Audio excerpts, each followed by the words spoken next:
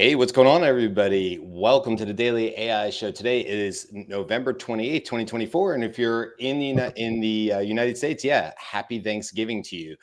So we're having Thanksgiving a little bit later. If you're listening to us outside the United States, you're going like, didn't that already happen? Well, if you're Carl in Canada, yes, it already did. They had their Canadian Thanksgiving about a month ago.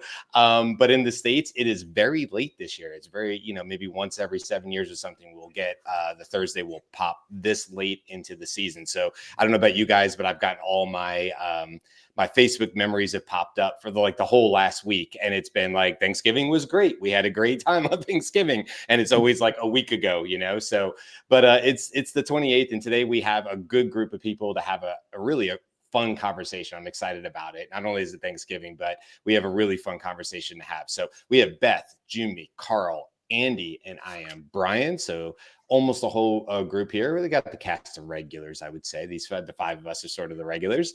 Good morning, Justin. Thanks for joining us, and happy Thanksgiving to you as well. Yeah, if you're listening to us live, by all means, jump into the comments on YouTube. It's the easiest way to do it, and we'll interact back with you guys and have all sorts of fun conversations. But with that, let's kind of jump into what the topic is today, and that's really to kind of look at what the potential here is with AI when we use it in addition to our own abilities. When we combine like AI's analytical power with our unique human experiences, where can that take us? And I think, Andy, maybe you might be the best person to start with, not to say we all haven't done this, but I think you were the first one on this show that I remember talking about, like way back in AI, like last year.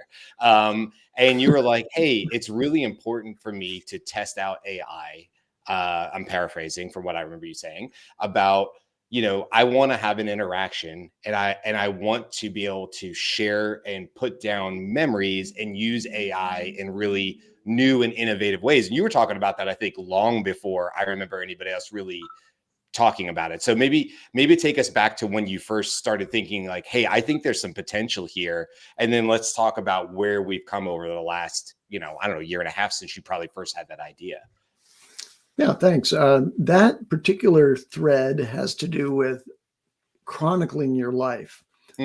So having an outboard assistant that could be there waiting to receive or maybe even prompt recollections about your past and assemble a really nice personal history. So that's another term that kind of captures this whole idea: life chronicle or personal history collection. And in the context of your professional development, that could be very useful by capturing all these things that you might recall and record as anecdotes that were instructive about things that you ought to remember when you face similar situations in the professional environment. But also on a personal level, it could just keep an outboard memory. I can tell you now at my advanced age, it's increasingly difficult to remember anything that happened long before. And then, however, I do get prompted by circumstances to recall something, but I could as easily be prompted to recall something and regenerate a memory by an AI that's an assistant that's been given prompts to deliberately interrogate me about things that happen in my life across a wide range of different areas of sort of human experience, right? So you can imagine being interviewed by an AI periodically, or whenever you find the time, you say, okay, my personal assistant, let's spend a few minutes now trying to recapture some of the things that happened. So go ahead, ask me some questions in some areas that, are in your map of what you think I ought to be giving you in order to provide a complete picture of you. And so that's this life chronicle aspect. And I know that the rest of you have probably been thinking about how does this apply to, your professional life and career development. And it's foundational to that. It's like a really good mechanism of delivering wisdom gained to people who are working with you is to be able to provide anecdotes that are relevant to the situation and based on your experience, convey that even as a conversation starter to trigger the collective deliberation about, what's the best way to move forward here. Yeah, I love that. I love that. So, like you said, for you, the initial thought here when you were looking maybe the new recent advancements in AI in the tomorrow. By the way, we're going to be talking about 2 years since ChatGPT became readily available. That's actually the 30th, but we'll do it on the 29th tomorrow. So that'll actually be tomorrow's show, and it's a good sort of segue from this. But in these last 2 years, essentially, since we and the public at large have generally been playing with these language models that people were doing the Eminem raps are and make a funny poem for me, and we weren't really sure what it could do, right? It was just like, I don't know, write a funny poem, that's hilarious, I'll share it with people. And of course we've learned since, and of course the models have gotten a lot smarter. But I love this idea of augmenting your own memory, which all of our memories, we're human, right? So even when we think we remember it exactly, we don't. I have a story of when my dad, I guess, broke his toe at work or something like that. Apparently, though, I was like 1. But if you ask me, I'll say I remember sitting in the room and my dad sitting there with a big old throbbing toe and talking to my mom. My parents would tell you, lived in Long Island at the time. I was a little kid, obviously. My parents would say there's no way you can remember that memory. More than likely, I've been told the story so many times that to me, it feels like a memory. It feels like something that I was there for. My parents are probably correct. I was probably too little and I probably didn't have the ability. Maybe it was a core memory. More than likely, though, I remember the stories. I've heard the story enough and they painted a vivid enough picture that has embedded for me and is actually a memory. I believe I remember seeing my dad do that. So it's interesting now how AI can be part of it. Beth, what were you about to say? I was going to say that this actually, memory is one of the reasons that this show exists today, because if you are using ChatGPT, it is marking memories about you if you have that system turned on, right? So in that context, it's not just what you're remembering, but also what ChatGPT is marking as some of the patterns that it's seeing based on your interactions. And there was a whole thing that went around a couple of months ago. What is time in the age of AI? Just a couple That weeks ago, I believe. Yeah, just a couple weeks like ago. given our interactions, what do you know about me? Right. And that can be kind of the start of that conversation. Or as Andy was saying, you could do an interview, right? So that then you can give it all the information or memories that you want it to have about you. These are the things that are important to me. This is where I want to go in my career, those kinds of things. And I did a whole conversation yesterday. I was like, cool, I'm going to share this. I was going to share my screen. And then I was like, wow, you're really reading me, ChatGPT. I'm not sure that. So we could share some of that stuff, but I was just like, oh, good, let's just do it together. No, it's going to there are things that it will Okay, share so with I'm you. curious about this, Beth, because you bring up a good point. There's a good time to bring in Jimmy and Carl too, and get your guys' feedback on this. Okay, you mentioned the memory feature of ChatGPT. So let's talk about that really quick. I will tell you, in my experience, and this is probably a unique use case because I do well, we all do consulting work and stuff, but because I am so often in ChatGPT creating fake scenarios for training purposes, I got to tell you, if I don't, and I teach this, by the way, to prune, we used that term the other day. Andy, you used that term, but it's a perfect example of pruning. You have to prune the memories because ChatGPT is not smart enough to put the right stuff in there. It's just predicting. You say that all the time, Beth. It's not some big brain. It's predicting based off of the words you have what may or may not be relevant to hold in this memory. For me, it is almost always wrong. And so if I don't go in there and prune, or by the way, I don't know if people know this, our audience knows this, that you can literally say, hey, ChatGPT, add this to the memory, Right. which is a great way to actually control a bit more of the narrative. This is important to me, put it in your memory. And ChatGPT will. You can't, that I'm aware of, unless things have changed since early on, say, ChatGPT, take this out of the memory. For that, you would want to go to the memory settings and just prune, delete it off of there. Or you can wipe, and I've done this many times, wipe the memory clear at the bottom. Thank God they have an all delete all, because sometimes it's so wrong that it's easier to start. But anyway, that might be my use case. Do you guys, because you just brought up this viral thing that went up about what do you know about me? I think people had this assumption that it was reading all of the conversations and digging through the deepest archives of ChatGPT and coming up with it. And I'm like, no, it's literally just going to bring what it can pull into memory, because that's its only functionality. So it didn't really work for me. And I think other people are like, wow. And I'm like, yeah, if it's going to say some random stuff like I work for mountain.com and so I don't know, Jimmy, Carl, Andy, anybody. Well, let me just work for you guys? Before Jimmy and Carl comment, I never turned memory on. So I then asked, when this prompt went around where you say, okay, everything you know about me, give me an evaluation or an assessment of, who you think I am and, what stands out for you, or something along that line. And it had a very relevant response. Did it? So it was keeping something somewhere or had some experience with me that was beyond the memory. That's interesting. I didn't think it had that. I think that just means Andy has been around long enough and famous enough to be put into the training data. I think that's what it is. Andy's in the training data. Andy's just in the training data. That doesn't surprise me at all. Brian, I'm in the same boat as you. The memory never remembers the things that I want it to remember. So I just wipe it periodically or turn it off. Yeah. Right. I used to do custom instructions all the time. Yeah. And now I just turn those on when I want those instructions to apply. Right. What I would love is separate memory spaces that I could have different sets of custom instructions that I could activate, and just turn on or off depending on the kind of work that I'm doing. A better want perplexity. Yeah, well, there you go.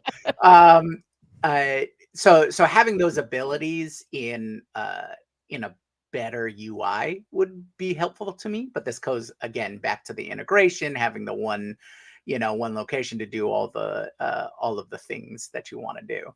But I am in the same space. I don't let it off the leash long enough for it to filter out the kinds of things that I would really want to. But yeah, for most of the time, it's like, no, don't need this. So that's a $1 million idea right there. That's a great idea, because it has to be done by somebody other than the single AI provider, because we work with multiple AIs. Mm-hmm. Right. And you want to have this sort of set of cards, if you will, of the things that you want it to remember that you can activate, as you say, Junmi, wherever you are. Like if I'm talking to Claude right now, I want to activate this, and this as context for this conversation. Let's build that. Well, yeah, that sounds like a great idea, because they just released that MCP, right? So why don't we got a show coming up about that, I'm sure. Yeah. Yes, we do. Hold that. That's in the show ideas. I know it is. So MCP is coming up in a show soon. But also that's a project, right? I mean, I don't mean that's a project for someone to build. I mean, that's Claude project. Yeah. Right. That's also Perplexity Space. It's any system where you can set the foundation documents that you want to inform the conversation. If you were you could carry documents from one system to another, but I think that there's a better architecture there where you can actually have something that's a set of personal, going back to the Life Chronicle idea, a set of personal attributes that you can activate in the conversation. Say, here, I'm going to deliver this to you right now. And it could be a PDF, but I don't want to have to stop and find the PDF and upload it and so on. I want something that's in my personal agent that can, with permissions architecture, so I can say, never reveal this one, right? Unless I overtly say to do so. But I want to give you all my professional sort of attributes in this conversation, so you know who you're talking to. All right, I'm going to say typing mind, because that's first of all, there's a Black Friday sale, and also you can create agents. They don't mean what other people mean by agents, but you can set the model, the foundational documents, the custom instructions, all of that. Yeah. And then like with custom GPTs, you can add another agent that has another set, right? Well, All Carl, I was going to ask you, you've posted in our Slack channel a couple of times, and when Microsoft first came out, sort of part of their Copilot suite, and they're like Recorder, I think it was called Recorder, right? And they're like, look, this is what it's going to do. It's going to record everything that's going on in your browser and stuff like that. People are like, I don't know how I feel about that. And there was some pushback, and they said, yeah, it hasn't been released that I'm aware of. They're like, wait, we're going to put some more parameters around and stuff like that. But, Carl, if we had something like this and sitting at your computer and just doing your daily workflows, which you do at 0 to 60.ai, which you do for the Daily AI Show, when you are researching stuff on the internet and generally using these different tools, if this recorder functionality existed or you used it, like in 90 days, do you feel like you would actually have this knowledge document? I mean, to Andy's point, it's not ubiquitous. We're not gonna be able to use it across platform at the moment. But let's just say it created this Google Doc that Claude could then instantly connect to as they just released. Or you could do the same thing with a custom GPT, I suppose. But regardless, if it creates this knowledge document, do you think that would be like hugely beneficial to you? Because it would be 90 days of just your normal workflows, the research we do for the show, and how you research for clients and educate yourself. And I'm sure you have patterns in how you SEO ask questions. And wouldn't it really have a really decent idea of how to work with you to like maybe for a future agent for you? It's so funny when you mention agents, because that's kind of where I was thinking, because yeah, it can like the memory you're talking about, whatever you put in, but like we've seen, we're just waiting for it now. What is the vision aspect? And then it can start seeing, combine that again with MCP, it can start seeing what you're doing. But then one of the things that I think we had a discussion with a client a while back, well, actually just recently, not a while back. And they were like, hey, we've really got to shift how we do our business. And I'm like, yeah, it isn't just a tool anymore, because if it remembers the things that you're doing, it can provide you recommendations to do it. But eventually you'll be like, hey, remember that thing I did last week? I want you to do it again for this client. Mm-hmm. That whole thing, it's like, oh yeah, sure. You did this, and this. Oh yeah, do that. And whether you create an Asana task, whether you create, a new strategy, whatever it was, imagine that. So you don't have to redo it, because even though with AI today, you still have to do it. I have to do this, duplicate this, do this, still do the research. But if it remembers that whole process, that just unlocks a whole bunch of stuff, right? For whatever, but that impacts the entire your entire operation. And it goes back again to one person, $1 billion valued company, because you don't, it just does it. Like what it remembers and it does. So what do you need to do now to build your personal life and your business or your work around that new paradigm? Because I think we all here probably see that, but a lot of people outside the AI bubble still think ChatGPT create stuff, but it's like, no. Like this is this new thing that you have to kind of start thinking about, or at least position yourself to take advantage of too. I wonder also if how you engage with ChatGPT is kind of affecting this, because as we've said many times on the show, I tend to have it interview me when I want to start an interaction. So the memory that it's writing is very still personalized to me, even if I am talking about a client that I'm working with, right? So part of what it said about me is that I'm very focused on other people's success. Yes, I am, right? So it's understanding that I'm talking about other people, not just me. And that just has to do with my preferred way of interacting, right? So, Beth, you mentioned that you did Oh, go ahead, Jimmy. But I was gonna say after that, Beth, you did mention, even if you don't share it on screen, you did the interview thing. I did that for like quite literally 10 minutes before the show. So mine's much more succinct, but I will share some of the stuff that came out of it. I'll also share some of the questions ChatGPT decided to ask me, which I think are revealing too about how you prompt and how you do this correctly. And I imagine in talking about that, Beth, you'll have some insights on that as well. But go ahead, Jimmy, and then Beth, I would love to hear whatever you are willing to share from your uncovered insights there. Yeah, I mean, I definitely want to go there and learn more of that. I just wanted a quick comment about Beth, because early on you mentioning the whole interview myself process, and that kind of really ties in with the overall idea here. My takeaway from this process was this is using ChatGPT or using AI to help you like dive into yourself, right?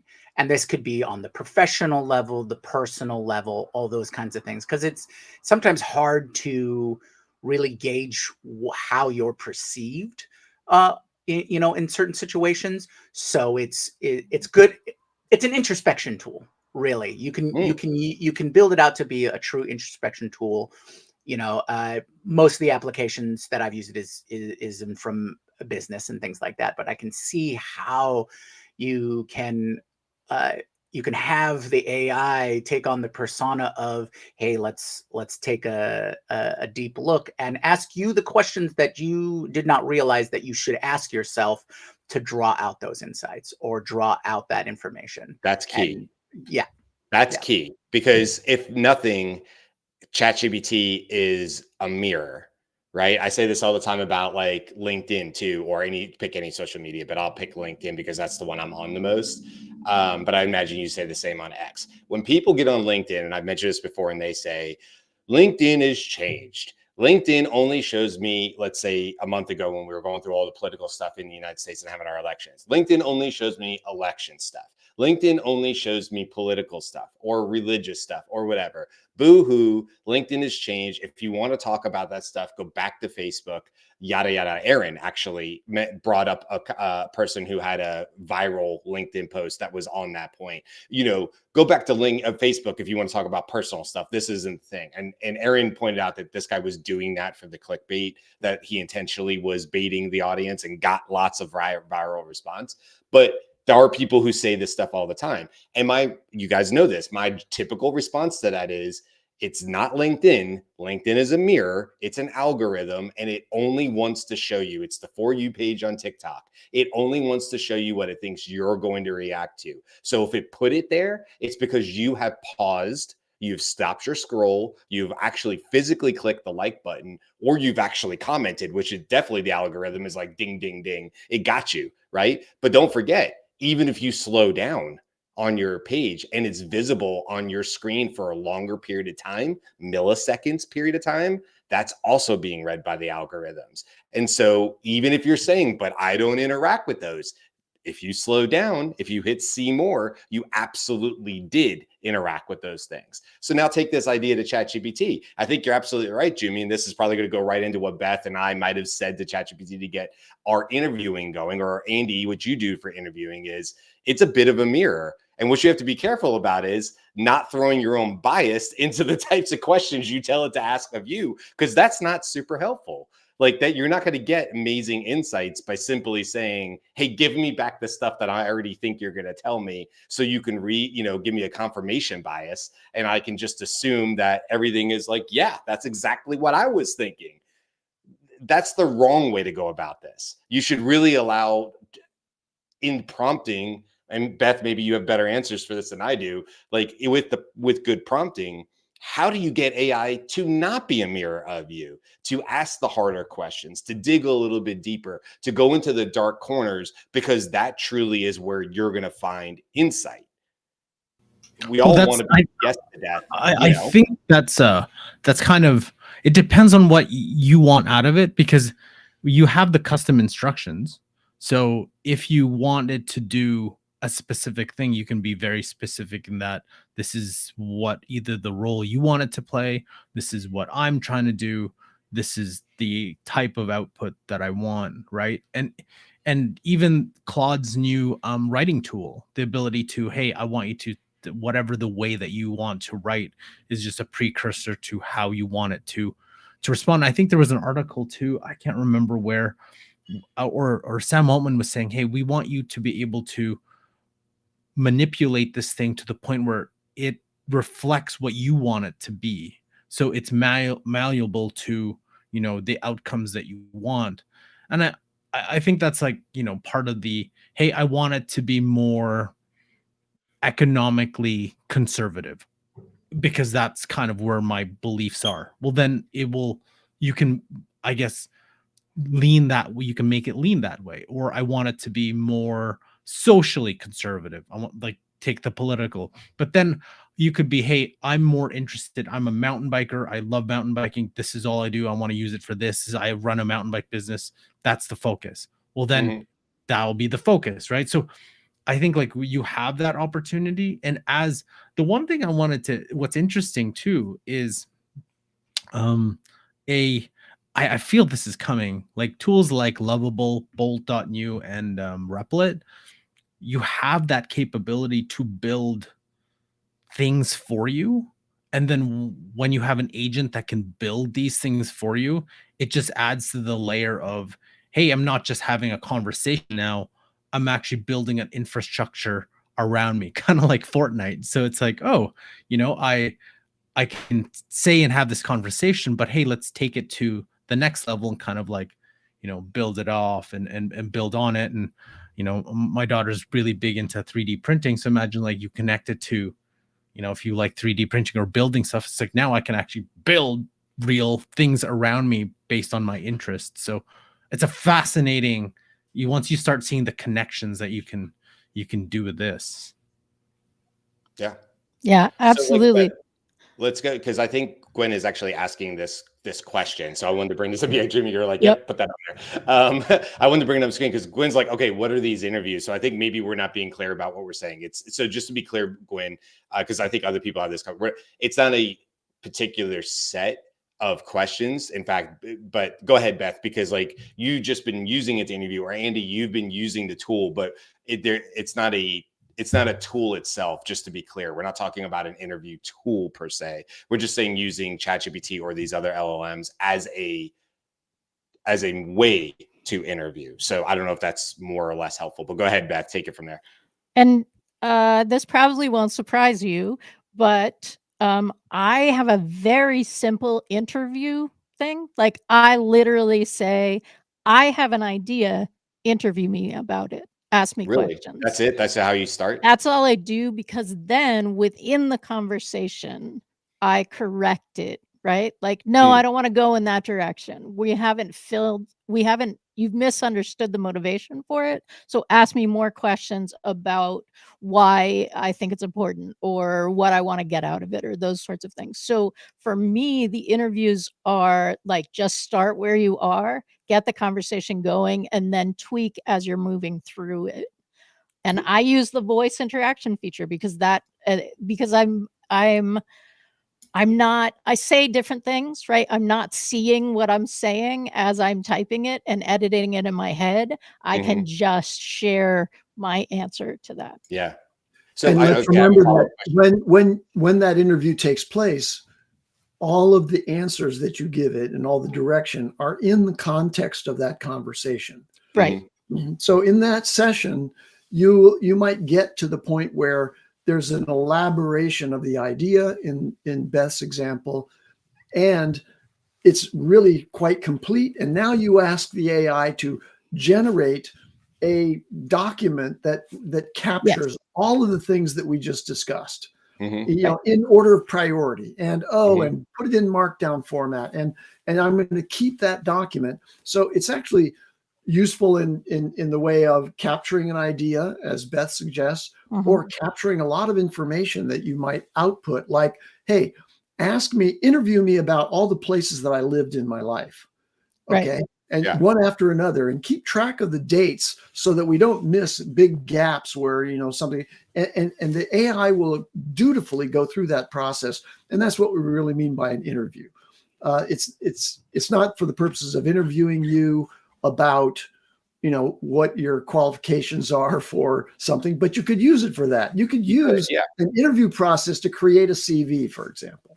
Right. Yeah. And you can also use an interview process where you're interviewing. Hey, ChatGPT, this is your CV. I just gave you my CV. Talk to me about why you're qualified for this job, right? Like it can like let it be your improvisational partner. It can role play with you in all kinds of ways. So I do have a quick follow-up question to you, Beth, though, because you just before Andy was speaking, I'm curious because you said I start broadly, right? I start just let's get going, and I will mold you, and I will help this river find its path, right? Mm-hmm. But I'm curious, did you just start that way because intuitively that's the way you felt you start, or did that come through perhaps, you know, other repetitions, iterations where you felt like I said, hey, interview me about this particular thing, and you maybe, and I don't know this, but like, did you find that you would unintentionally maybe throw in a little bias at the beginning, in that sort of ruined the experience? Like, I'm just curious how you arrived at, hey, interview me, or if it was just the first thing you thought of and that's the way it's always sort of worked for you. Like, what was the process?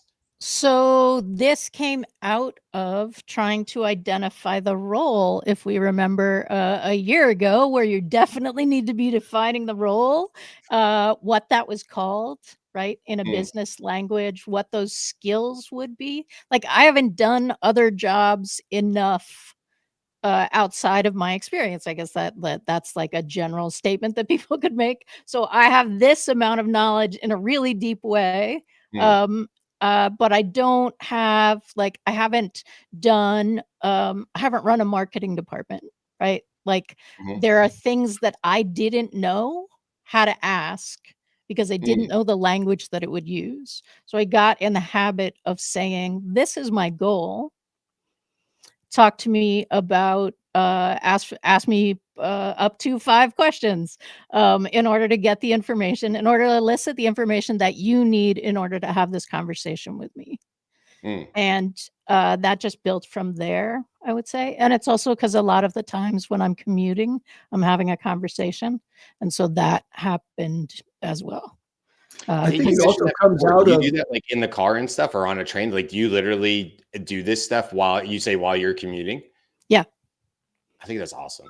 I'm commuting alone, just to be clear. I am not like having I mean, would it really be any different in your area on the train if you were talking out loud? It's that lady again who's talking to herself. I don't know what's going on. Stay completely away. I wouldn't even look at her on a train if I was like, you would not look at her. You would not look. It wouldn't even occur to me that it was odd. Like, so this is a job for Madge, right? Like, hello, ChatGPT, it's me again. Ask me about my meeting coming up. Meanwhile, there's somebody with the meta glasses staring at you on the train, recording your answers, causing all sorts of more problems. The person's like this. He's like looking at you like this. Just rapid fire. What are you doing? Picture. No, oh my God. Okay, so I will say my quick, because mine was quick. And I'm just to throw some contrast to that, I said, this is what I said to ChatGPT. Like I said, like literally 15 minutes before the show, because I wanted to, I just wanted to have something to share. And I was like, all right, with the idea to Jumi's point of that, the memory is shot. I was going to use a different word inside of ChatGPT. So to Andy, to your point, let me just get a quick memory going as fast as I can in a context window so that it's relevant, right? By the way, it was updating the memories as it's going, so I have to go prune it again.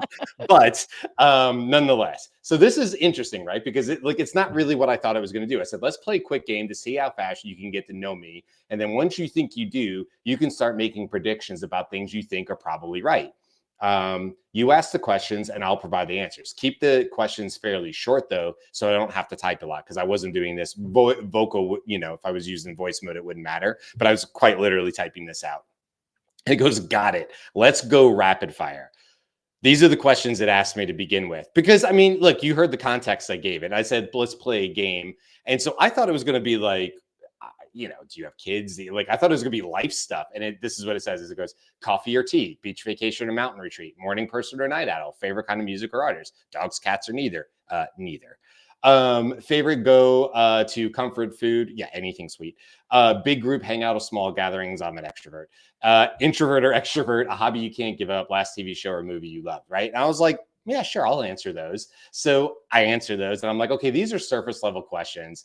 Ask me actual questions about me of life, not something I would find in a People magazine, because that's the first thing I could think of is like, this seems like something in the back of does he like me or does she like me back in the teen magazines from growing up, you know, yes, no, yes, no, yes, no. Oh, your relationship's in trouble. You know, I was like, that's kind of where I felt like we were going with this. So it goes, got it. Let's go deeper. And it also updated the memory. So we'll see about that. Then it's a little better. So what career achievement are you most proud of? If you could instantly master any skill, what would it be? I thought that was a cool question. What motivates you to keep you pushing forward when things get tough? Do you feel like your life has followed the plan you imagined growing up? What's a piece of advice you've been given that stuck with you? If you could spend a day doing anything, no limits, what would it be? That one was an interesting one. That one actually stopped me and got me thinking. Some of the other ones, I was like, brr, brr, brr, you know, that's me, by the way, if you're listening to us, that's just me fast typing. So anyway, so it did that. And then it's like, okay, now that I know you a bit better, I'm going to make a couple of predictions. I was like, not bad. Let's dig deeper. It's a fair point. Let's dig deeper. Then it got into questions like, did anyone in your family influence the career path you chose?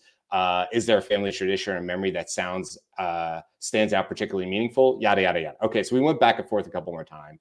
And this is what it came up with. And I'll just tell you like what the something you may not know about yourself. And then I don't know. We'll see if we think this is right or not. It says your strength lies in combining creativity with structure. While you sometimes describe your career path as unconventional, this mix gives you an edge in mentoring and inspiring others. You've already shown leadership as a firefighter and through building businesses, but you may underestimate how much people are drawn to your unique combination of optimism, humor, clearly, and pragmatism. AI could help you craft frameworks for communities like your podcast, that scale this gift. For instance, imagine AI as your co-creator in developing tailored content, tools, or exercises that help others uncover their potential, essentially multiplying the impact of what you already do naturally. That's not bad. So, yeah. Not bad, right?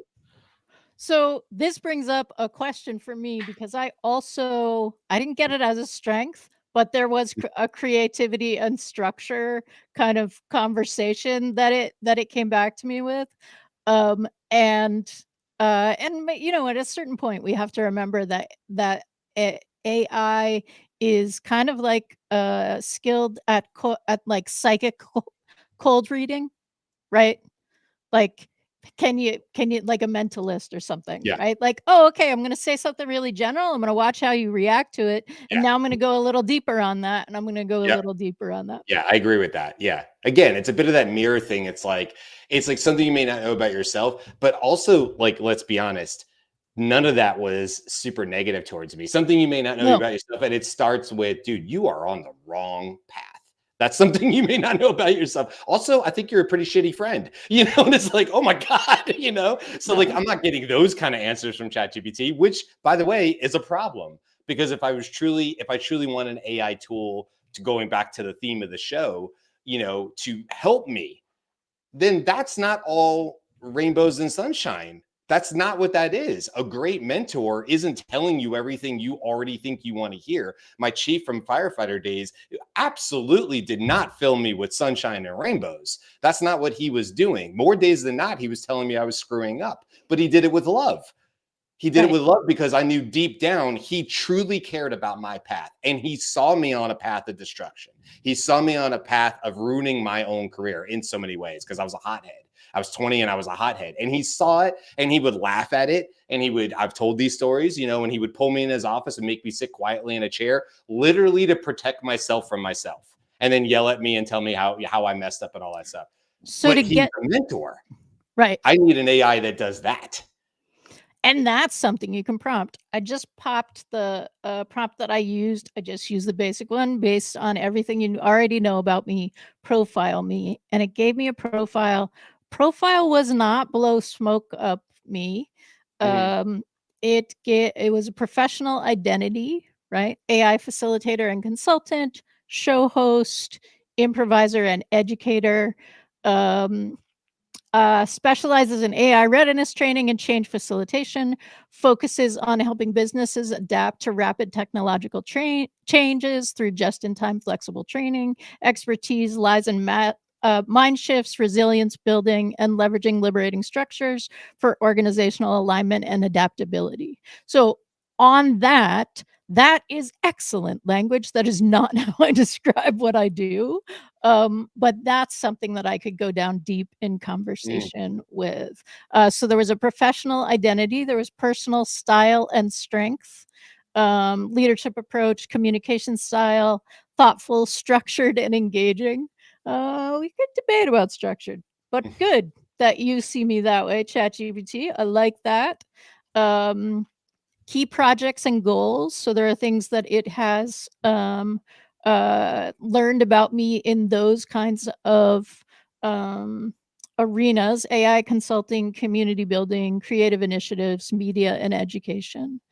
And then talks about personality and aspiration.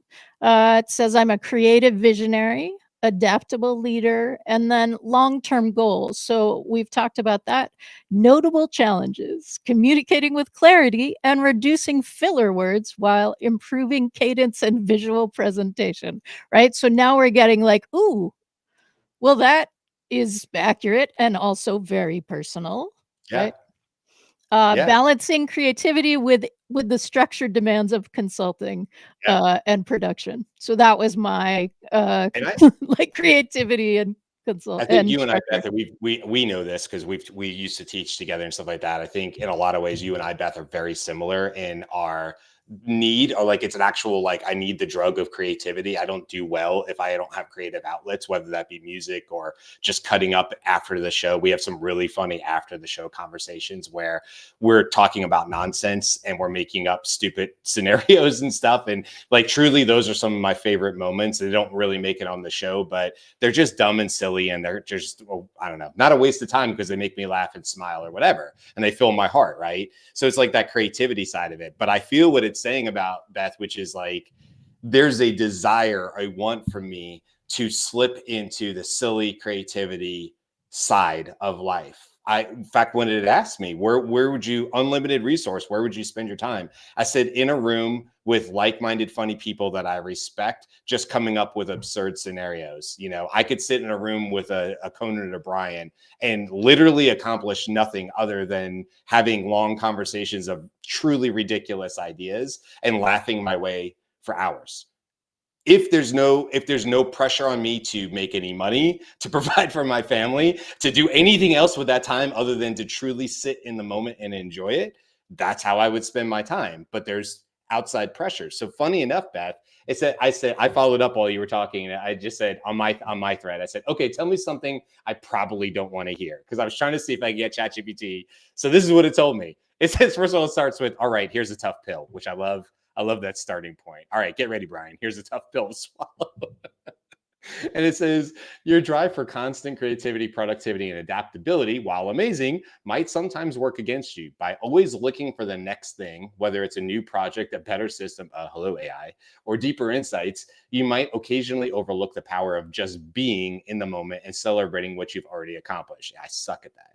If it's possible that you focus on achieving goals like growing the podcast or creating tools for your community, could lead you to undervalue the smaller, quieter success, like the impact you already had on an individual or people, or simple joys of spending time with your family. Your 14-year-old daughter, for instance, might not care about the podcast milestones as much as just having her dad's full, undistracted attention. Yeah, that hurts. That hits. The potential downside, you risk chasing growth so much that you miss the gratitude part, the very thing that you're reflecting on this Thanksgiving podcast. Ooh, good one.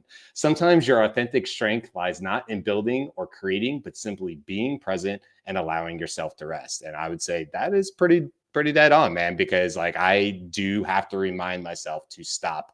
And I go back to a Kurt Vonnegut quote. He did some speeches. Everybody remembers years ago when they thought he made up the wear sunscreen thing, but he did some speeches at colleges back when he was still alive. He wrote Slaughterhouse-Five, for those that don't know, and he's a very famous author. And he did a speech and he said his uncle was good about when you were sitting out in the yard growing up, underneath the shade of an apple tree, quite literally, and drinking lemonade with the family, that his uncle would stop everybody and go, if this isn't nice, what is? And I thought that's the goal, to pause every once in a while and go, like this conversation on Thanksgiving that I get to have with you guys. You know what? If this isn't nice, what is? Because it makes you stop where you are and give thanks, back to the theme of today, and just be thankful for this conversation, not where the podcast is going to go, how successful by numbers this particular episode will be, but just by the fact that I get to sit with you four and have a good conversation, and it makes my Thanksgiving better. So not to be mushy about it, but I think it is a good point to bring up. Let's also be grateful just for a moment that there is a technology now that can take a bucket of tokens and output the kind of insightful personal evaluation just generated by a machine about Brian that is thought-provoking for him, and in many cases dead on, right on target. How did it get there? Just amazing that we're playing with this kind of intelligence. Yeah. And where's it going to go, right? What does 2025 have installed for us if this is where we are today and this type of intelligence works its way, as Carl was talking about, into agentic workflows and things like that in the future? Back to the show. Look, this is in the show description. Like, what becomes possible when you combine AI's analytical power with your unique human experience to uncover new opportunities and celebrate your authentic strengths? And I think that's what's so exciting for me is, and we don't have to wait for it, by the way. We've just shown, on the show today that it's perfectly capable of giving you insights and helping you uncover your unique strengths. And if you are, let's say in a profession or a job today, as you listen to this show and you think, this isn't where I thought I would be. God knows I was there when I got out of college, and I raised my hand and I said, who wants to hire this guy with a UGA, degree? And I stood on corners in Orlando and, figuratively, and nobody answered. It was empty, and I called to nobody. And so what do? You go, I got to get a job. I can't live off of mom and dad forever. I'm living here in Orlando. I better do something. And then I got a job and I was selling mortgages. And I had days at 21 where I was like, how did I get here? Like that, AI can now help with that. It Right. can. So I'm going to say, I love that. I love the idea of using this as a way to reflect on your experiences and be more mindful of the kinds of choices you're making. We will include the prompts that we used. We'll include a couple of the prompts that we used in the newsletter this weekend. So if you're not subscribed to the newsletter, you can subscribe to our newsletter at thedailyAIshow.com. And if you are subscribed to the newsletter, open it and read it this weekend, because we're going to have some really great prompts that you should use. Yeah, absolutely. Any last thoughts? Again, I know Carl, we don't want to exclude Carl. Carl already had his Thanksgiving in Canada, about a month ago, right, Carl? It's in October, Yep. Late October. Yep. So early October, mid-October. But for the rest of us, it is Thanksgiving, and hopefully everybody is going to go be able to spend some time with friends or family, or have a good meal, or whatever you love about Thanksgiving. So thanks to everybody for hanging out with us live. Thanks to everybody who's going to catch us on a replay down the road. Thanks to Gwen and Cisco and Justin, and I think Jude was in there maybe early on. Thanks for all the conversations. By the way, you should go over to YouTube and check out the conversations anyway, because they're all talking about Gemini and Google and Bard, and having good conversations there as well, and how those tools that we didn't even really get into the show. So with that, we'll say happy Thanksgiving, and we will see you guys tomorrow. We'll be back tomorrow. And like I said, tomorrow's topic is all about ChatGPT essentially turning 2, and we'll get into that and what that means and all that kind of stuff. That's the theme of tomorrow's show. So come on back and hang out with us between now and then. Hopefully you get a great meal and maybe a great nap following that. And so maybe some football, American football along the way. All right. That's it, guys. Happy Thanksgiving, Cisco. Thank you. Bye, guys. Aloha.